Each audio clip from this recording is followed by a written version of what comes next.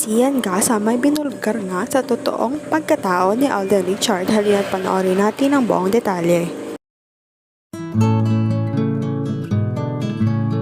Nag-viral nga ang sweet moments ni Catherine Bernardo at Alden Richard sa last birthday celebration ni Catherine Bernardo ngayon 28th birthday niya. Kasama niya ang kanyang pamilya at sinurpresa siya ng kanyang glam team. Spotted rin na invited si Alden Richard at siya lamang ang kaibigan ni Catherine na invited dito bukod kay Aris at Trina. Kilig na kilig nga ang mga Kat10 fans sa sweet moments ng dalawa. Samantalang si Sian Gasa ay miniribid sa totoong pagkatao ni Alden. Ayon nga sa kanyang post, Katrina at Alden, bagay na bagay sila, magkumare. Hindi naman kumpirmado kung totoo o hindi ang chismis na kinakalat ni Sian Gasa ngayon.